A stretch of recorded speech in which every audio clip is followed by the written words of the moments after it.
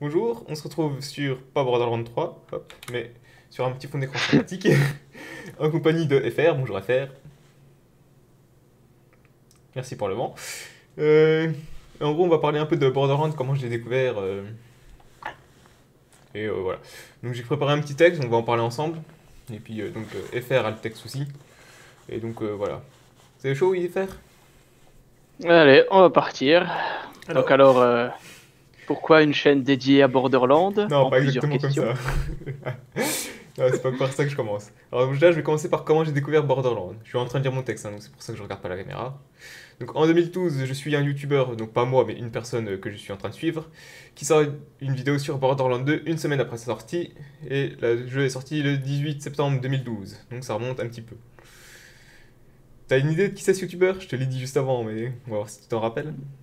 Un certain Diablo X9? Exactement, que les anciens reconnaîtront probablement. Voilà.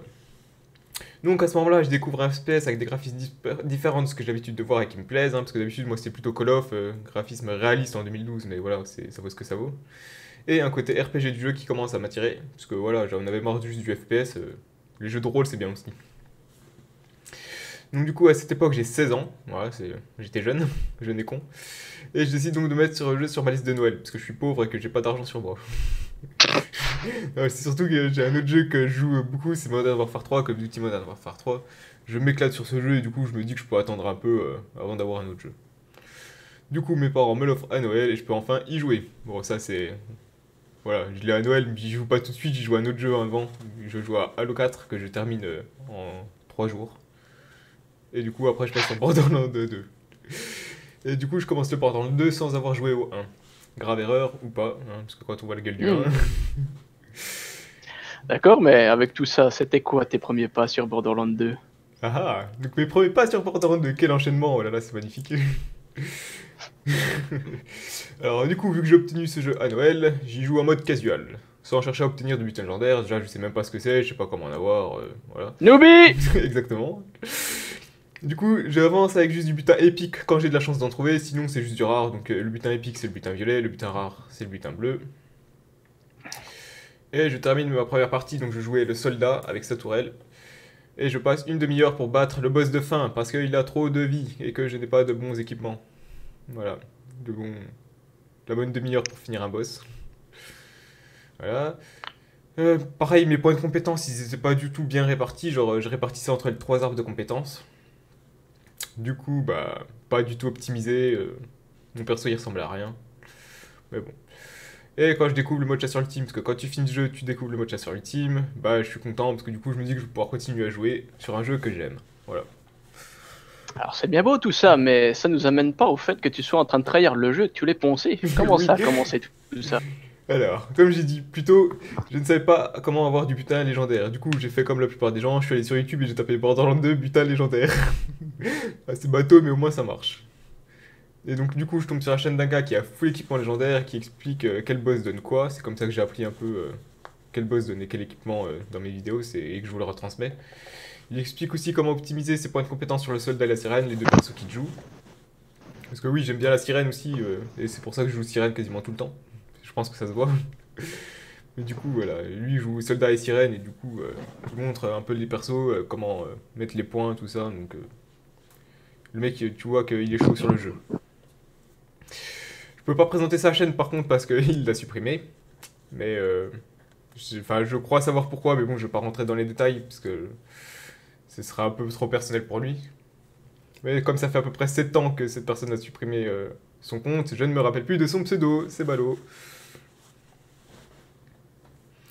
Et du coup, c'est à partir de ce moment-là que je deviens à peu près bon dans Borderlands. Parce que ce mec, il m'a quand même expliqué pas mal de choses. Il m'a tout, enfin, pas tout montré, mais dans ses vidéos, il apprenait extrêmement beaucoup de choses. Donc voilà, c'est vraiment un boss ce mec. Quelque chose à dire à faire? Oui. Alors, on doit directement poncer Borderland 2, sans même connaître les débuts de l'histoire de Borderland, qui se situe dans Borderland 1. Oui. Qu'est-ce que c'en est dans les autres Borderland? Alors, quelle transition, c'est magnifique, j'ai bien fait de te prendre en duo. Alors, à l'époque de Borderlands 2, je jouais avec un autre pote, donc pas FR mais quelqu'un d'autre, et on progresse à peu près en même temps sur le jeu. On a même eu une partie en commun et on joue assez régulièrement ensemble. Donc ce pote c'est Elfir26. Si vous connaissez, tant mieux, parce qu'il est pas connu. Et si vous connaissez pas, allez voir sur YouTube, il a pareil une petite chaîne où il fait deux trois vidéos. Je crois qu'il a arrêté, mais bon, on s'amusait bien. Donc lui, il me dit qu'il a joué au premier Borderlands, et du coup, je me demande ce qu'il vaut. Parce que quand même, le 2, c'est un très bon jeu, il était jeu de l'année, je crois, en 2012. Donc un bon jeu, je me dis, le 1, il doit être pas mal aussi. Et donc, je le prends je l'achète pour voir ce que ça donne. Et bah, j'ai bien aimé, parce que l'histoire, elle est cool. Je joue le... Comment il s'appelle? Je joue le soldat Roland, le gros soldat avec sa tourelle aussi. J'aimais bien les tourelles à l'époque. Maintenant, je suis passé sur les sirènes. Et en gros, j'ai bien aimé, mais je m'en lasse assez vite. Je trouve qu'il est largement moins bon que le 2, donc j'ai pas non plus tryhard le jeu. Pareil, les équipements légendaires, on sait pas trop comment les obtenir. Là, j'ai pas trop recherché, parce que le jeu, il me plaisait pas tant que ça. Enfin, il me plaisait, mais pas au point de tryhard comme sur Borderlands 2. Mais j'ai passé quand même de très bons moments dessus. Ensuite, il y a Borderlands Pre-Sequel qui est annoncé, et je l'achète le jour de sa sortie, le 14 octobre 2014. Voilà, la bonne date qu'on allait chercher sur internet. Alors, avec ces nouvelles mécaniques et ces nouveaux persos jouables, je m'amuse beaucoup, mais je trouve moins bon que Borderlands 2 sur le gameplay, alors que c'est sensiblement le même jeu. C'est juste l'histoire et les personnages qui changent. Donc ça, je vais revenir un peu dessus. En gros, donc l'histoire, elle est très cool. On peut aller dans la base d'Hyperion, donc un ennemi qui est présent tout au long de Borderlands 2, et ça, c'est cool. Mais l'histoire, elle est quand même un peu moins bien, on va pas se cacher. Et aussi, il y avait un gros problème, c'est qu'on pouvait pas trahir le jeu pour les équipements légendaires, parce que quand tu tuais un boss, il réapparaissait pas, même en quittant le jeu et en le relançant. Il a fallu attendre des mises à jour beaucoup plus tard pour pouvoir farmer les boss, et du coup, c'était vachement chiant. Blablabla. Hop, du coup, comme pour Borderlands 1, je m'en lasse assez vite. Là où pour Borderlands 2, j'avais plus de 250 heures de jeu facile. Pour le pré-séquel, pardon, j'ai dépassé difficilement les 100 heures de jeu. Voilà, j'ai joué un peu les différents persos, mais bon, c'était pas non plus exceptionnel, quoi. Et vers 2015, ma Xbox 360 rend l'âme. Et oui, parce que je jouais sur Xbox 360, mais elle a une durée de vie limitée. Et toutes mes sauvegardes ont disparu. Voilà. Et j'ai la flemme de tout remonter mes persos niveau max, donc je vais pas en reprendre une pour tout remonter, j'ai trop la flemme.